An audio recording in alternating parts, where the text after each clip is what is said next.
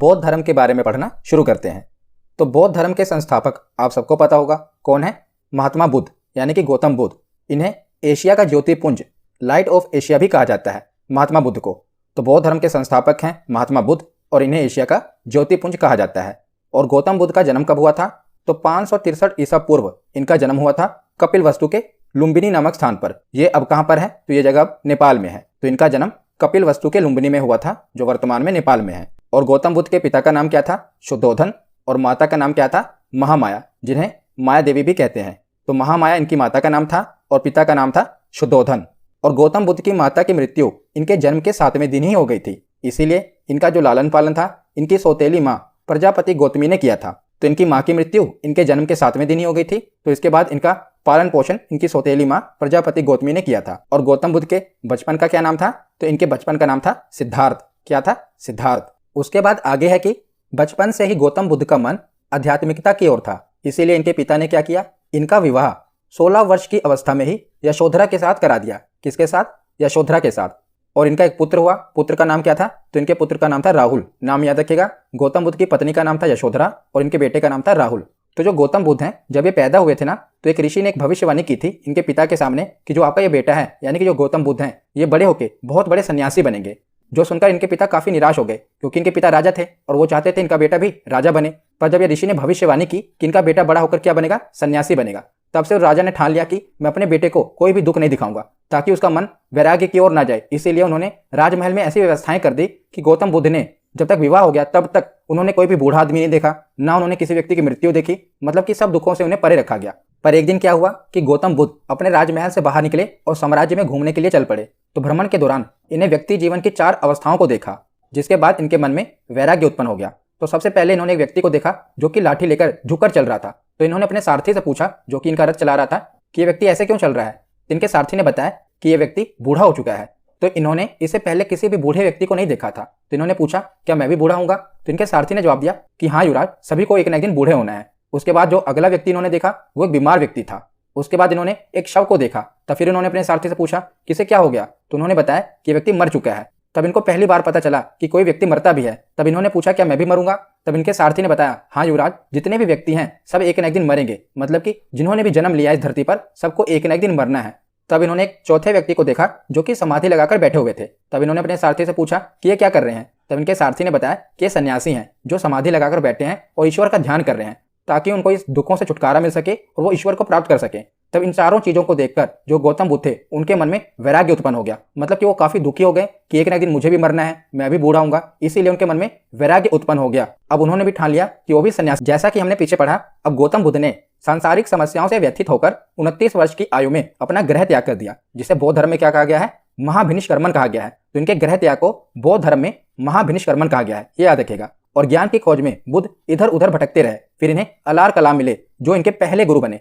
तो महात्मा बुद्ध के पहले गुरु कौन बने? अलार कलाम। और इन्होंने अलार कलाम से सांख्य दर्शन की शिक्षा ली। किस चीज की?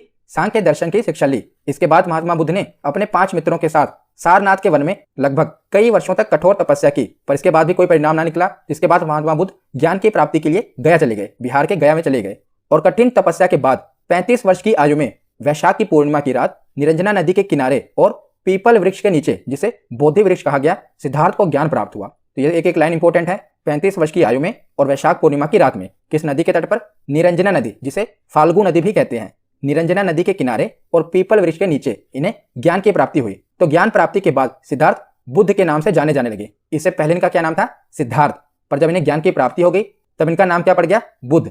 और ये जो स्थान है ये कहां पर है? तो ये बोध गया यानी कि बिहार में बोध गया नामक स्थान है, वहां पर इनको ज्ञान की प्राप्ति हुई। तो बुद्ध ने अपना प्रथम उपदेश सारनाथ में दिया है। कहां पर? सारनाथ में, जिसे बौद्ध ग्रंथों में धर्म चक्र परिवर्तन कहा गया। ये आपसे एग्जाम में पूछा गया है कि धर्म चक्र परिवर्तन का अर्थ क्या है। तो धर्म चक्र परिवर्तन का अर्थ है कि बुद्ध ने अपना पहला उपदेश दिया था, इसे धर्म चक्र परिवर्तन कहा गया। और इन्होंने अपना उपदेश किस भाषा में दिया था? तो इन्होंने अपना उपदेश पाली भाषा में दिया था। इन्होंने अपना पहला उपदेश तो सारनाथ में दिया था, पर इन्होंने अपने सर्वाधिक उपदेश कहां दिए थे? श्रावस्ती में दिए थे, याद रखिएगा। उसके बाद देखते हैं, तो महात्मा बुद्ध ने 4 सत्य कथन कहे थे। पहला कथन है कि संसार दुखों से भरा है। दूसरा कथन है कि हर दुख का कोई ना कोई कारण है। तीसरा कथन है कि सभी दुखों का सबसे बड़ा कारण इच्छा है। और चौथा कथन है कि इस इच्छा पर नियंत्रण पाया जा सकता है। तो ये महात्मा बुद्ध ने 4 सत्य कथन कहे थे। और बौद्ध धर्म के त्रिरत्न हैं। तो त्रिरत्न कौन कौन से हैं?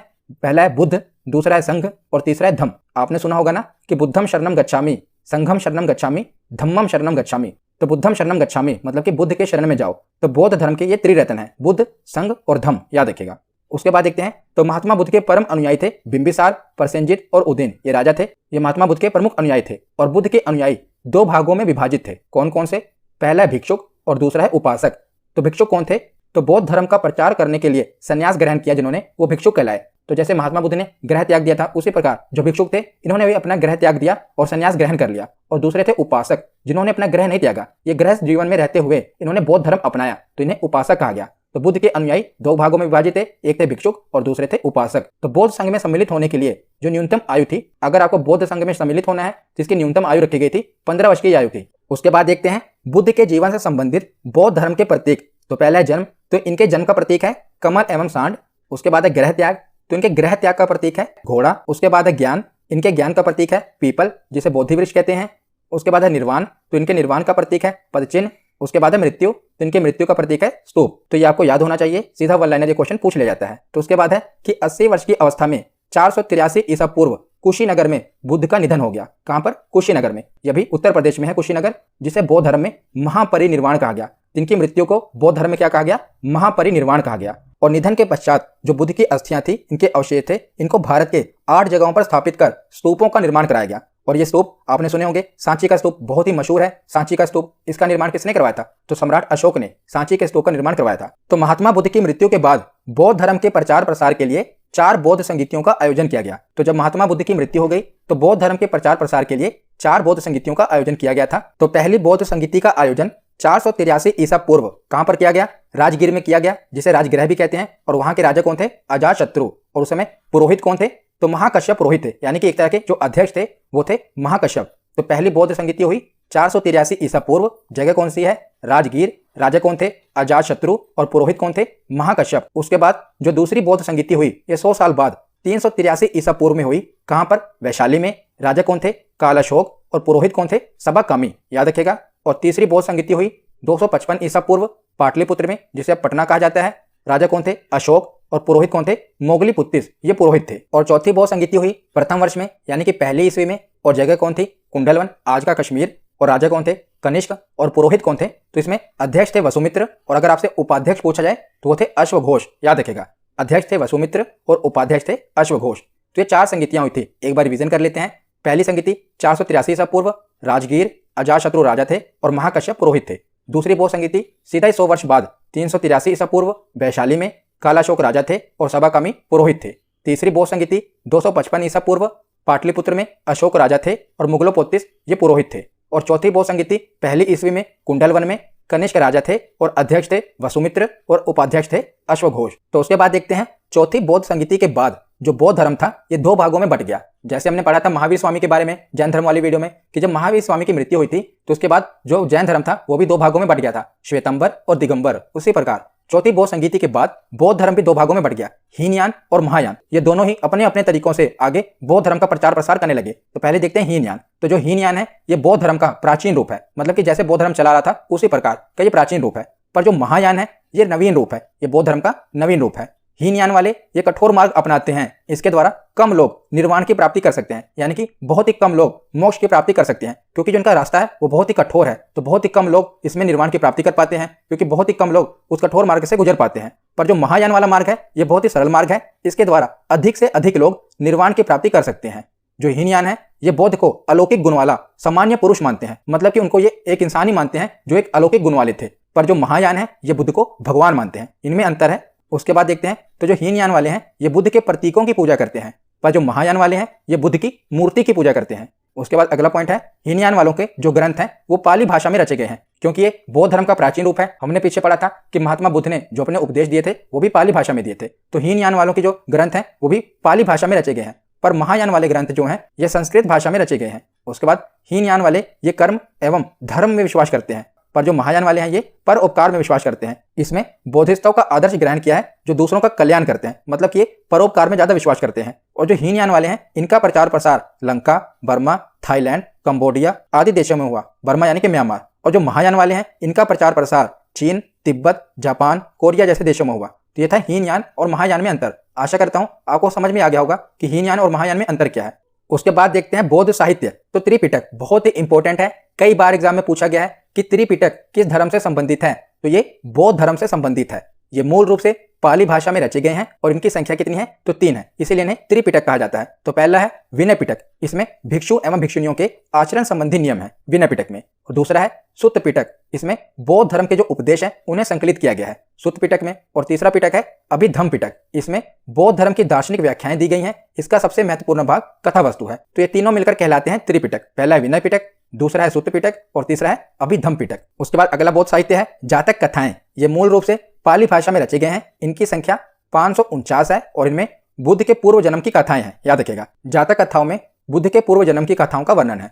उसके बाद है बुद्ध चरित, तो इसकी रचना संस्कृत भाषा में हुई है और अश्वघोष द्वारा रचित यह एक महाकाव्य है। इसमें बुद्ध का जीवन वृत्त एवं उनकी शिक्षाओं का वर्णन है और इसे बौद्धों का रामायण कहा जाता है। तो जैसे रामचरितमानस में राम जी के जीवन का वर्णन है, उसी प्रकार बुद्ध चरित में किसका वर्णन है, बुद्ध के जीवन का वर्णन है, इसीलिए इसे बौद्धों का रामायण कहा जाता है।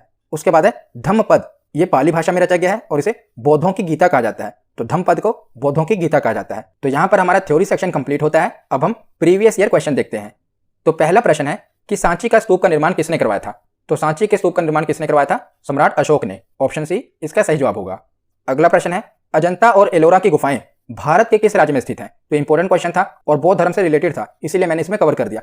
और मैंने यूनेस्को वाली वीडियो में आपको पढ़ाया था इसके बारे में। तो उस वीडियो में मैंने जितने भी भारत के विश्व विरासत स्थल हैं जो कि यूनेस्को में शामिल हैं सभी को कवर किया है। अगर आपने वो वीडियो नहीं देखी तो स्टैटिक जीके की प्लेलिस्ट में जाकर जरूर देख लेना, वहां पर मैंने आपको बताया था। तो अजंता और एलोरा की गुफाएं कहां पर हैं, ये महाराष्ट्र में है। ऑप्शन सी इसका सही जवाब होगा। अगला प्रश्न है कि किन्हें एशिया का प्रकाश कहा जाता है। तो एशिया का प्रकाश किन्हें कहा जाता है, गौतम बुद्ध को। ऑप्शन ए इसका सही जवाब होगा। अगला प्रश्न है कि गौतम बुद्ध ने महापरिनिर्वाण कहां पर लिया था। तो महापरिनिर्वाण कहां पर लिया था गौतम बुद्ध ने, तो इसका सही जवाब है कुशीनगर। ऑप्शन बी इसका सही जवाब होगा। अगला प्रश्न है कि सारनाथ स्तंभ का चक्र निम्न में से किसे इंगित करता है। तो सारनाथ में ही बुद्ध ने अपना पहला उपदेश दिया था। तो सारनाथ स्तंभ का जो चक्र है ना, वो किसे इंगित करता है, तो प्रगति, प्रोग्रेस को इंगित करता है। ऑप्शन सी इसका सही जवाब होगा। अगला प्रश्न है कि कौन सा स्थान गौतम बुद्ध से संबंधित नहीं है। तो सारनाथ, हाँ ये तो है, बोध गया भी है और कुशीनगर भी है, पर पावापुरी ये गौतम बुद्ध से संबंधित नहीं है। तो ऑप्शन डी इसका सही जवाब होगा। सारनाथ में उन्होंने अपना पहला उपदेश दिया, बोध गया में उन्हें ज्ञान की प्राप्ति हुई और कुशीनगर में उन्होंने महान परिनिर्वाण की प्राप्ति की, वहां पर इनकी मृत्यु हुई। अगला प्रश्न है कि भगवान बुद्ध ने अपना पहला धर्मोपदेश कहां पर दिया था। तो उन्होंने अपना पहला धर्मोपदेश सारनाथ में दिया था। तो ऑप्शन सी इसका सही जवाब होगा। अगला प्रश्न है कि विख्यात बोरोबुदुर बुद्ध मंदिर कहां पर स्थित है। तो ये काफी इंपॉर्टेंट क्वेश्चन था, इसीलिए मैंने इसे भी कवर कर दिया। तो विख्यात बोरोबुदुर बुद्ध मंदिर कहां पर है, तो इसका सही जवाब है ऑप्शन सी, इंडोनेशिया में यह प्रसिद्ध बुद्ध मंदिर है, याद रखिएगा। अगला प्रश्न है कि बुद्ध का जन्म डैश में हुआ था। तो बुद्ध का जन्म कहां पर हुआ था, तो इसका सही जवाब है ऑप्शन बी, लुम्बिनी में बुद्ध का जन्म हुआ था। अगला प्रश्न है कि गौतम बुद्ध का वास्तविक नाम क्या था। तो गौतम बुद्ध का वास्तविक नाम था सिद्धार्थ। ऑप्शन ए इसका सही जवाब होगा। अगला प्रश्न है कि त्रिपिटक धर्म ग्रंथ का संबंध किस धर्म से है। तो त्रिपिटक का संबंध किस धर्म से है, तो ये बौद्ध धर्म से है। ऑप्शन डी इसका सही जवाब होगा। अगला प्रश्न है कि बौद्ध धर्म का संरक्षक कुषाण शासक कौन था। तो कुषाण वंश का शासक कौन था जो कि बुद्ध का अनुयायी था। तो ऑप्शन डी कनिष्क, ये बुद्ध का अनुयायी था और कुषाण वंश का था। तो ऑप्शन डी इसका सही जवाब होगा। अगला प्रश्न है कि बुद्ध की मृत्यु जहां पर हुई थी वो स्थान अब कहां पर है। तो कुशीनगर में बुद्ध की मृत्यु हुई थी जिसे महापरिनिर्वाण कहा गया। तो ये वर्तमान में कहां पर है, उत्तर प्रदेश में है। ऑप्शन डी इसका सही जवाब होगा। अगला प्रश्न है धर्म चक्र परिवर्तन किया गया था, यानी कि बुद्ध ने अपना पहला उपदेश कहां पर दिया था। तो इसका सही जवाब होगा ऑप्शन सी, सारनाथ में। अगला प्रश्न है कि बुद्ध की मृत्यु किस वर्ष हुई थी। तो महात्मा बुद्ध की मृत्यु कब हुई थी, तो इसका सही जवाब होगा ऑप्शन ए। आज का आखिरी प्रश्न है बुद्ध, धम्म और संघ ये मिलकर क्या कहलाते हैं। तो ये मिलकर त्रिरत्न कहलाते हैं। ऑप्शन ए इसका सही जवाब होगा। तो आज की ये वीडियो यहीं पर खत्म होती है। कैसी लगी ये वीडियो कमेंट सेक्शन में जरूर बताना। धन्यवाद।